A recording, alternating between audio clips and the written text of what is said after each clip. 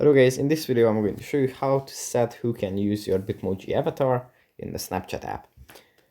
First, let's open up the app. Here it opens up in the camera. From here we just go into the profile menu, then into settings. Then we scroll down and under privacy control we have use my Bitmoji avatar. We can tap on this and here we can select either my friends or only me.